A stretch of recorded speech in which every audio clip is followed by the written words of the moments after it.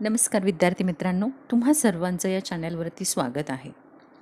आजचा आपला प्रश्न आहे, राष्ट्रीय उत्पन्न मापनातल्या येणाऱ्या व्यावहारिक अडचणी स्पष्ट करा. हा प्रश्न आपण इथे बघणार आहोत. राष्ट्रीय उत्पन्न मापनात येणाऱ्या व्यावहारिक अडचणी स्पष्ट करा, हा आपला प्रश्न आहे. आपण इयत्ता 12वी अर्थशास्त्र बघत आहोत आणि प्रश्नपेढी बघत आहोत.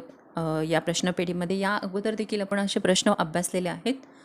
हा जो प्रश्न आहे हा 8 गुणांसाठीचा प्रश्न आहे आणि अशा प्रकारचे काही प्रश्न जे आहेत ते अतिशय महत्त्वाचे आहेत आणि त्याची उत्तरं तुम्हाला येणं आवश्यक आहे.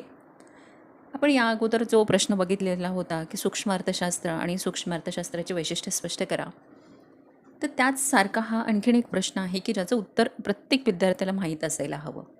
कारण राष्ट्रीय उत्पन्न ही अशी संकल्पना आहे जी प्रत्येकाला त्याचे राष्ट्रीय उत्पन्न म्हणजे काय हे माहीत असणं गरजेचं आहे. आणि 12वीच्या या अर्थशास्त्रामध्ये आपलं जे प्रकरण 7वं आहे राष्ट्रीय उत्पन्न, त्या धड्यावरचा हा प्रश्न आहे. आणि हा प्रश्न पुन्हा एकदा मी सांगते, 8 गुणांचा प्रश्न आहे हा. तर या प्रश्नाचं उत्तर लिहिण्याचा किंवा उत्तर कसं असेल लिहिता येईल आपण ते बघणार आहोत इथे. राष्ट्रीय उत्पन्न मापनातल्या व्यावहारिक अडचणी हा आपण एक राष्ट्रीय उत्पन्न धड्यावरचे व्हिडिओ बनवलेले आहेत. त्याची लिंक मी इथे डिस्क्रिप्शन बॉक्समध्ये देईन. तुम्ही या व्हिडिओला लाईक नक्की करा, शेअर करा. तर या ठिकाणी आपण आज प्रश्न बघूया, राष्ट्रीय उत्पन्न म्हणजे काय. तर राष्ट्रीय उत्पन्न हे राष्ट्राचं किंवा देशाचं उत्पन्न असतं.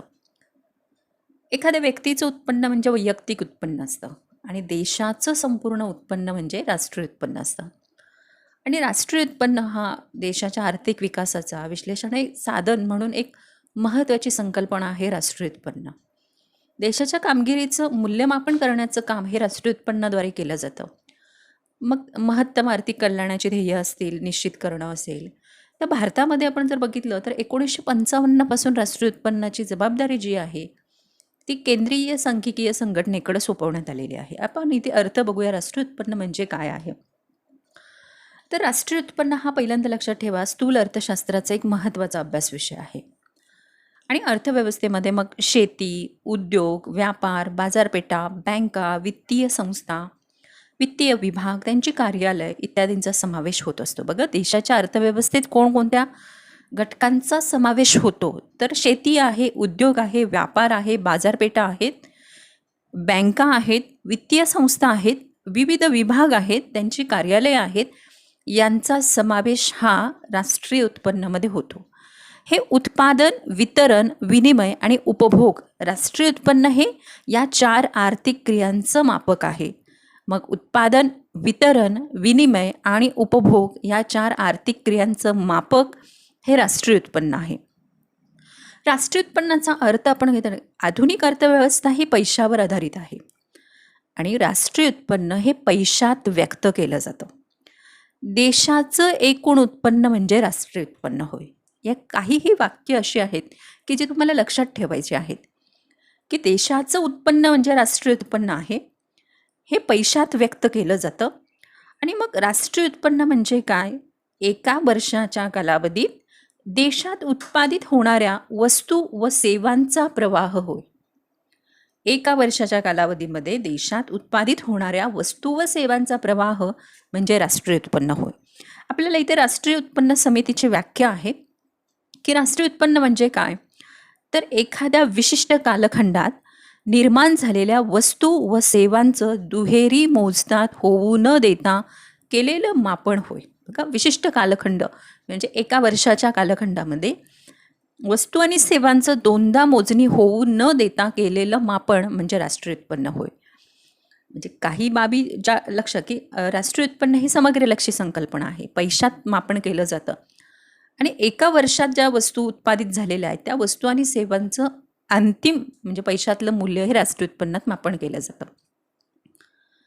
आता या राष्ट्रीय उत्पन्न मापन करत असताना व्यावहारिक अडचणी कोणत्या, राष्ट्रीय उत्पन्नातल्या 2 अडचणी आहेत. एक तात्विक अडचण आहे आणि दुसरी व्यावहारिक अडचण आहे.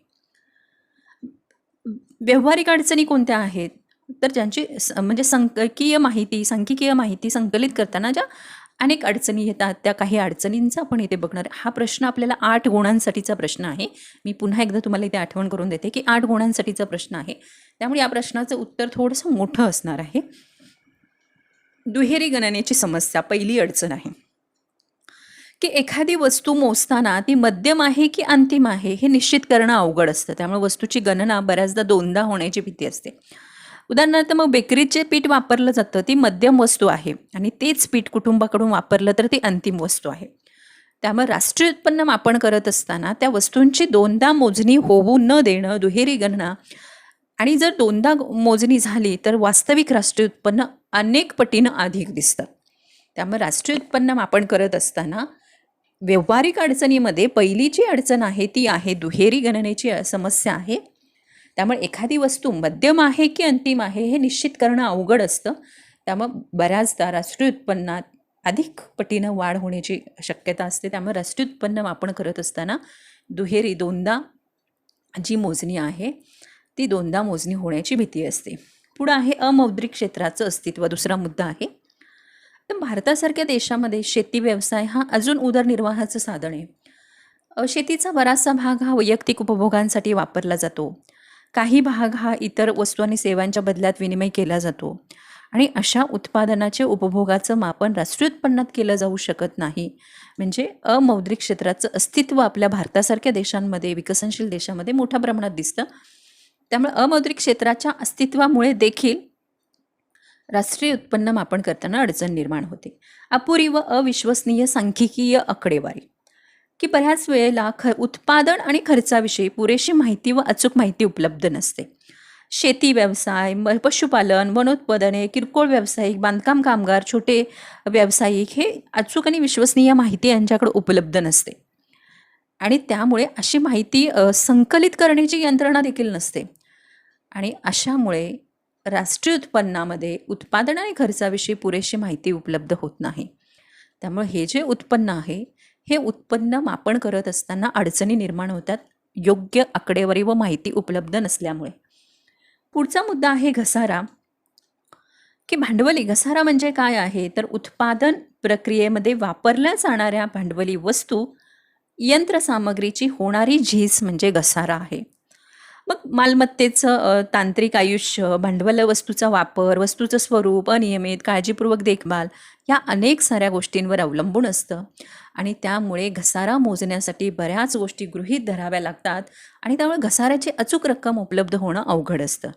पुढे आहे भांडवली लाभ किंवा तोटा. पुढचा मुद्दा आहे की बाजारभावामध्ये वाढ झाल्यामुळे, बाजारभावात घट झाल्यामुळे वाढ झाला की लाभ होतो आणि घट झाला की तोटा होतो. त्यामुळे राष्ट्रीय उत्पन्नात याचा समावेश केला जात नाही. चालू आर्थिक व्यवहारामुळे हे बदल घडून येत नाहीत.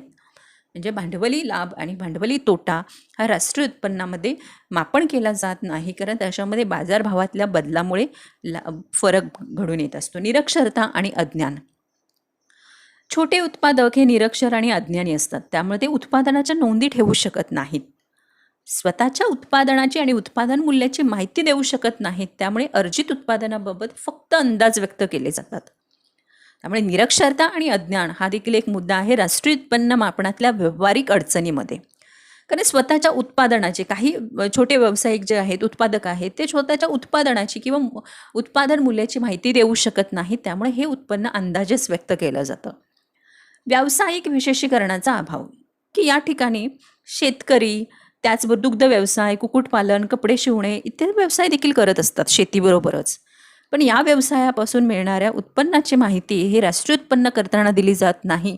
त्यामुळे देशाचं खरं उत्पन्न समजत नाही, कारण इथे व्यावसायिक विशेषीकरणाचा अभाव आहे. की व्यावसायिक जो विशेष आहे म्हणजे शेतकरी शेतीबरोबर इतर जे प्रमुख काही व्यवसाय करत असतात, दुग्ध व्यवसाय, कुक्कुटपालन हे देखील व्यवसाय करत असतात, पण यापासून मिळणाऱ्या उत्पन्नाची माहिती हे राष्ट्रीय उत्पन्न करताना दिली जात नाही. त्यामुळे खरं उत्पन्न समजत नाही. मालसाठ्याचं मूल्य. पुढचा आपला शेवटचा मुद्दा आहे मालसाठ्याचे मूल्य. उत्पादकाकडे कच्चा माल, मध्यम, अर्धसिद्ध, अंतिम वस्तू असा ह्याचा साठा म्हणजे मालसाठा होय. म्हणजे यामध्ये सकारात्मक आणि नकारात्मक बदलांचा समावेश होतो. त्यामुळे राष्ट्रीय उत्पन्न मालसाठ्याच्या मूल्यमापनात झालेली चूक हे राष्ट्रीय उत्पन्न वस्तूच्या बदलात घडून आणू शकते. त्यामुळे मालसाठ्याचं मूल्यमापन हे काळजीपूर्वक करावं लागतं. म्हणजे मालाचा जो साठा आहे उत्पादकाकडं, कच्चा माल आहे, मध्यम वस्तू आहेत, अंतिम वस्तू आहेत, याचा जो साठा आहे त्याला मालसाठा असं म्हणतात.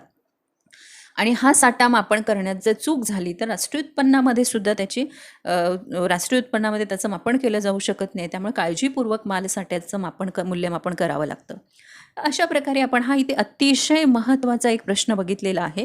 राष्ट्रीय उत्पन्न मापनातल्या व्यावहारिक अडचणी स्पष्ट करा, हा पण प्रश्न बघितलेला आहे आणि तो या सर्व मुद्द्यांच्या आधारे आपण प्रश्न बघितलेला आहे. मग पहिला मुद्दा आहे दुहेरी गणनेची समस्या, अमौद्रिक क्षेत्राचं अस्तित्व, अपुरी व अविश्वसनीय सांख्यिकीय आकडेवारी, घसारा, भांडवली लाभ व तोटा, निरक्षरता व अज्ञान, व्यावसायिक विशेषीकरणाचा अभाव आणि मालसाठ्याचं मूल्य, या 8 मुद्द्यांच्या आधारे राष्ट्रीय उत्पन्नातल्या अडचणी, ज्या व्यावहारिक अडचणी आहेत त्याविषयीची माहिती आपण या व्हिडिओमध्ये घेतलेली आहे. हा व्हिडिओ आवडला तर नक्की लाईक करा, शेअर करा आणि शेवटपर्यंत हा व्हिडिओ पाहिल्याबद्दल धन्यवाद.